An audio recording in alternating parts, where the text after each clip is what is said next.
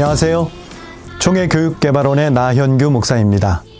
2020년 겨울 성경학교 수련회 주제 사도신경 우리의 믿음을 고백해요 라는 주제를 함께 살펴보는 시간을 갖겠습니다.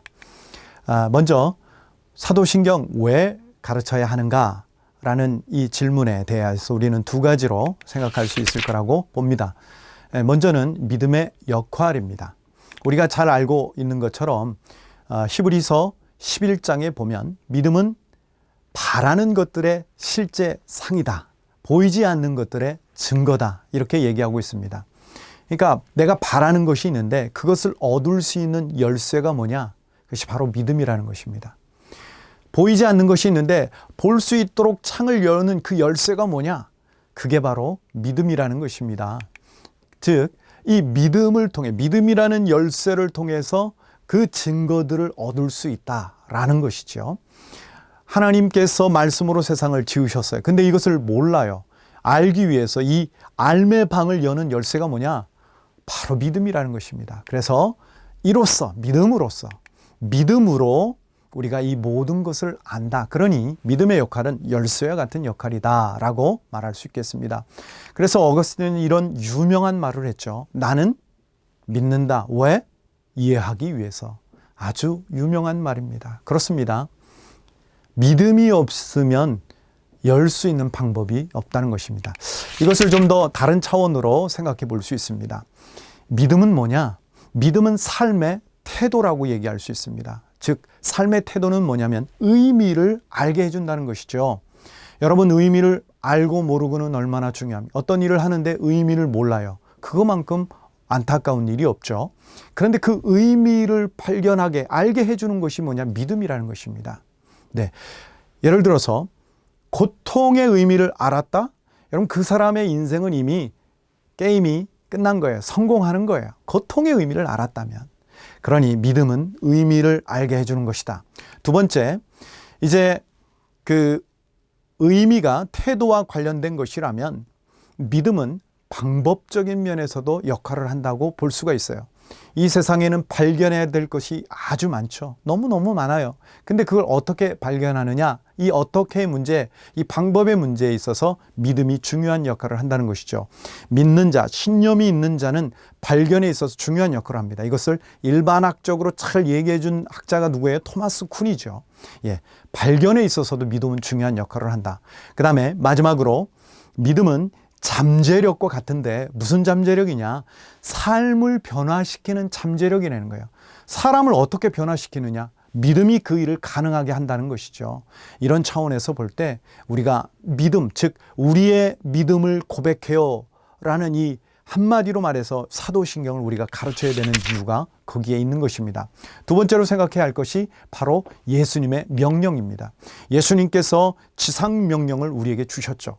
예수님의 지상명령은 세 가지 카테고리, 범주로 우리가 나누어 생각할 수 있는데 그것은 세례를 베풀고, 즉 예전과 관련된 것입니다. 그 다음에 가르쳐, 교육이죠. 지키게 하라. 그렇게 살게 하라. 삶을 터치하는 내용입니다.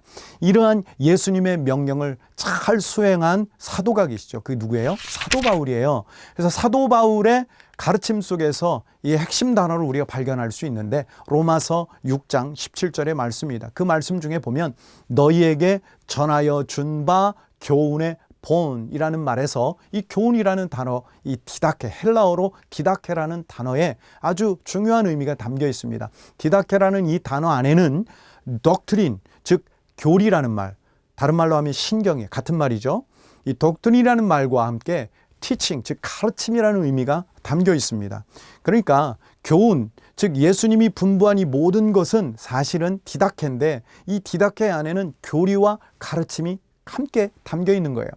그러니 교리와 가르침은 뗄라 뗄 수가 없습니다. 가르칠 때 교리를 안 가르치면 뭘 가르쳐요? 교리를 가르치지 않으면 어떻게 해요? 교리는 가르쳐야 하는 것입니다. 그런데 그동안 우리가 어떻게 했습니까? 교리를 어떤 마음으로 대했습니까? 교리의 핵심인 사도신경을 우리가 어떻게 대했습니까? 여러분, 이번에 사도신경을 주제로 해서 가르친다고 할 때 긍정적인 마음으로 동의하신 분들, 그리고 지금 이 영상을 보고 계신 분들은 성경적 교훈, 즉 성경적 가르침을 중요하게 여기시는 분이다라고 말할 수가 있겠습니다. 이것을 우리가 기억할 필요가 있겠죠. 자, 정리를 한번 해볼게요. 사도신경을 이미지로 떠올리면 여러분은 어떤 이미지가 떠오릅니까? 저는 두 가지를 제시할 수 있을 거라고 봐요. 첫 번째는 지도 이미지입니다. 지도. 언제 필요하죠? 여행할 때 필요하죠.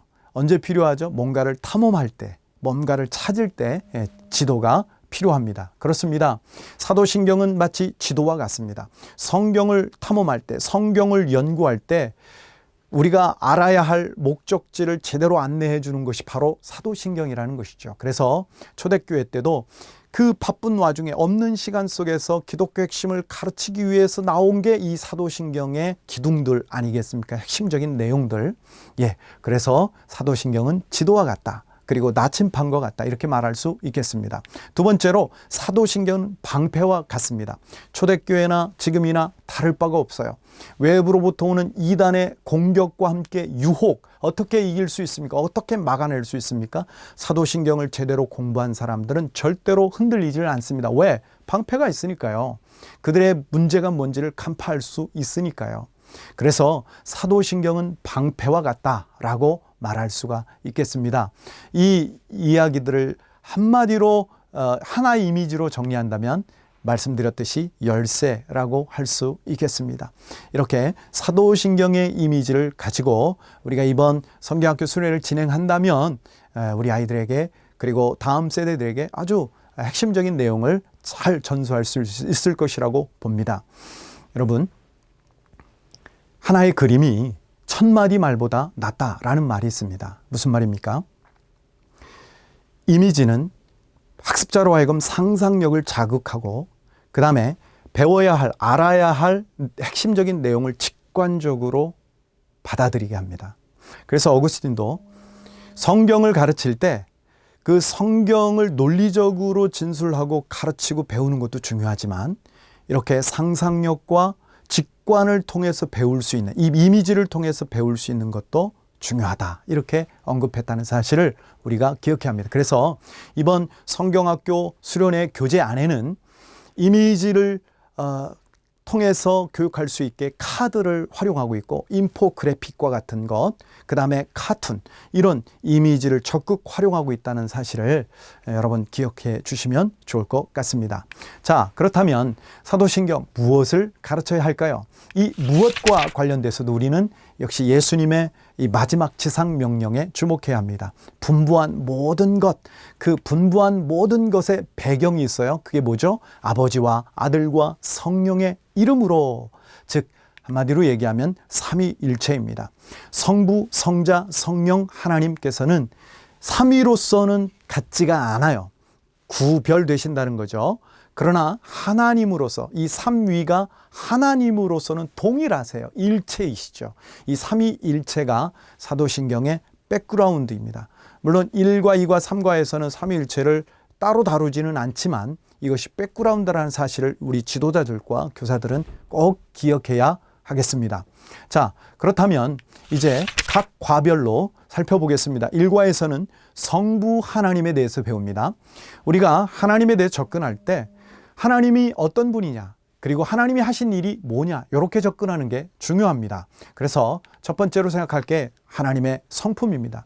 하나님의 성품은 전능하심, 사도신경에 나오는 하나님의 성품이 뭐예요? 전능하사, 전능하심, 그리고 아버지 되심입니다. 이것과 관련된 하나님의 사역은 뭡니까? 전능하사, 천지를 만드신 창조 사역이시죠. 아버지 되심의 사역이 뭘까요? 네, 돌보심, 통치라고 볼 수 있죠. 사도신경에 나오지 않지만 성경의 핵심 내용이죠. 네, 그래서 성부하고 관련된 것은 이렇게 전능하심, 아버지, 천지창조, 돌보심, 이 정도로 1과에서 다루겠습니다. 그 다음에 2과에서는 성자 예수님의 성품과 사역을 다룹니다. 기독론을 다루는 게 아니에요. 사도신경에서 예수님과 관련된 부분을 다루는 거예요. 그래서 1과도 그렇고 2과도 그렇고 3과도 그렇고 사도신경 전문, 즉 성부와 관련된 사도신경 전문, 성자와 관련된 사도신경 전문, 성령과 관련된 사도신경 전문을 각 과에서 다룬다는 점을 꼭 기억하시면 좋을 것 같습니다. 그래서 예수님도 예수님의 성품과 사역으로 접근한다면 예수님의 성품은 뭡니까? 한 인격 두 본성. 좀 신학적으로 어려운 용어죠. 쉽게 얘기하면 동정녀 탄생이 예수님의 사람의 성품을 보여준다. 죄는 없으시고, 그 다음에 하나님의 독생자라는 말이 예수님의 하나님 되신 성품을 보여준다 하는 것을 의미하겠죠. 이것을 이제 각종 방법을 통해서 이과에서 다룹니다. 예수님이 하신 사역은 뭡니까? 사도신경 안에 예수님의 사역이 가장 길고 자세하게 나오고 있습니다. 즉 예수님이 이 땅에 오심, 그 다음에 고난받으심, 십자가에 죽으심, 무덤에 내려가심, 그 다음에 부활하시고 승천하시고 다시 심판하기 위해 재림하시고 하는 내용들이 구체적으로 사실 다뤄지고 있죠. 이것을 핵심적으로 얘기한다면 십자가와 부활이라고 말할 수 있겠습니다. 이것이 지금 2과에서 다루는 내용입니다. 3과에서는 성령 하나님을 다룹니다. 성령 하나님에서 성령님의 성품이 뭘까요? 성령이 어떤 분이시죠? 그 성령이라는 단어 안에 그게 담겨 있습니다. 거룩한 영, 이게 성령님이시죠. 성령님이 어떤 분이에요? 거룩하신 영이세요. 그래서 거룩하신 하나님의 영이 성령님이시고 거룩하신 예수님의 영이 성령님이십니다. 그래서 이 성령의 사역도 이 거룩하게 하심과 아주 밀접하게 연결이 돼 있죠. 성령님이 하시는 일이 뭡니까? 성령을 믿사오며 하고 그 이후에 나오는 모든 사도신경 내용이 성령의 사역과 관련된 것입니다. 우주적인 교회, 즉 공교회를 거룩하게 하시는 게 성령님의 사역이시고 성도들이 서로 교통할 수 있도록, 교제할 수 있도록 도와주시는 게 성령님의 사역이시고, 그 다음에 우리의 죄가 용서됐다는 것을 믿는 믿음을 주시는 게 성령님의 사역이시고, 그 다음에 우리의 몸이 다시 부활할 것, 그리고 영원히 사는 것을 믿게 해주시는 게 성령님의 사역이십니다. 한마디로 말해서 하나님의 자녀들이 하나님의 자녀로서, 하나님의 백성으로서 살아갈 수 있는 능력을 주시는 게 바로 성령님의 사역이다. 즉 이게 다 성화, 거룩하게 하신 것 관련된 것이다 하는 것을 우리가 알 수 있습니다. 이 내용들이 이제 3과에서 다뤄지겠습니다. 자, 그렇다면 마지막으로 사도신경을 그러면 우리가 어떻게 가르칠 것이냐. 먼저 우리가 C.S. 루이스의 아주 의미 있는 말을 생각해 볼 필요가 있습니다. 루이스가 이런 말을 했습니다. 하나님을 우리가 어떻게 효과적으로 가르칠 수 있느냐? 그것은 바로 신앙 공동체를 통해서 가르치는 것이다. 이렇게 말했습니다. 이것은 사도신경에서도 딱 연결됩니다. 사도신경을 우리가 효과적으로 가르치려면 어떻게 해야 되느냐? 바로 교회 공동체 안에서, 신앙 공동체 안에서 가르치는 것이 최고의 방식이다라고 말할 수 있다는 것이죠. 그러면 구체적으로 어떻게 가르치는데? 예배를 통해서 가르친다는 것입니다. 예배 중에 사도신경을 가르치는 것이죠. 그 다음에 이렇게 성경학교 수련을 통해서 가르치는 시간을 통해 사도신경을 가르칠 수 있다는 것이죠. 그 다음에 이 지킴을 통해서, 즉 사도신경을 고백하게 함을 통해서 사도신경을 가르칠 수 있다라는 것이죠. 이걸 좀 더 구체적으로 보면 예배와 가르침이 오버랩되는 부분이 있어요. 노래입니다. 노래. 여러분, 모세가 이제 신명기에 보면 모세가 죽음을 앞두고 유언을 하죠. 하나님의 이 언약의 율법들을 이스라엘 백성들에게 전수하면서 방법을 가르쳐 줍니다. 어떤 방법이에요? 바로 노래입니다. 이것을 노래로 가르치라라고 이렇게 언급하고 있죠. 여러분, 그만큼 노래가 너무너무 중요하다는 것을 알 수 있습니다. 그래서 이번에 저희는 사도신경 전문을 가사로 담은 노래를 만들었습니다. 이제까지 사도신경 노래가 있기는 했지만 전문이 들어간 노래는 없어요. 네, 노래가 전문 들어갔지만 곡도 너무 좋습니다.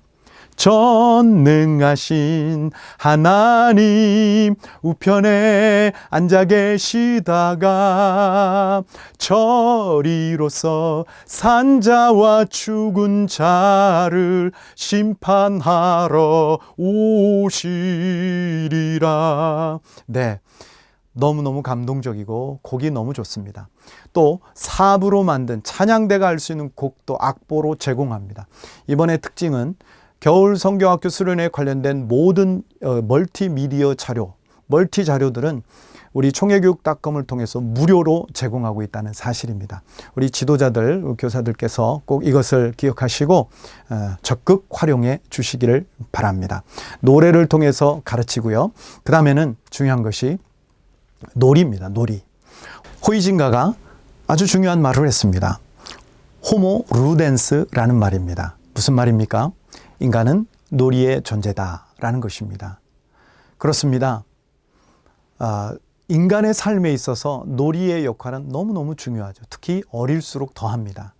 아이들은 자기가 깨달은 것을 놀이를 통해서 확인해요. 또 놀이를 통해서 배웁니다. 이 사실을 우리가 기억해야 할 필요가 있는데, 그래서 이번 겨울 성경학교 이 수련회 교재 안에는 놀이의 방식을 적극 담았습니다.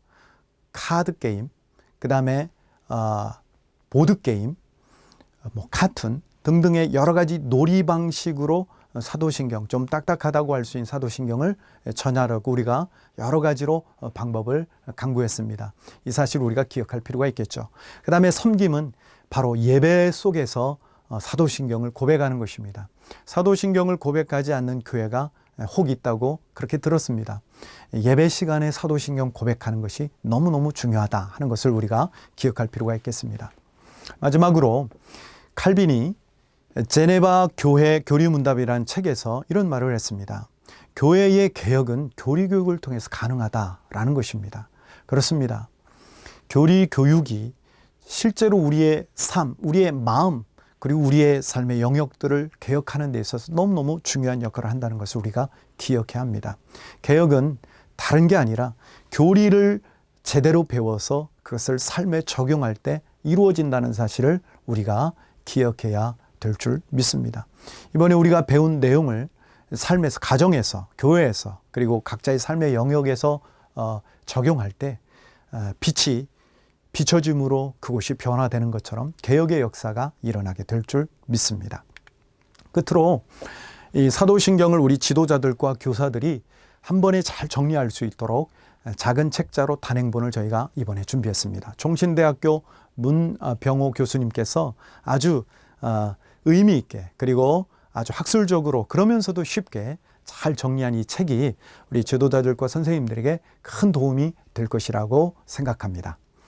2020년 겨울 성경학교와 수련회, 이번에 사도신경이라는 주제, 사도신경 우리의 믿음을 고백해요 라는 이 주제로 우리가 함께 할 때 우리 선생님들도 우리의 다음 세대들도 성경적 핵심 믿음을 다시 한번 확인하고 믿음이 한 단계 더 성장하는 복된 기회가 될 줄 믿습니다. 함께 해주셔서 감사합니다.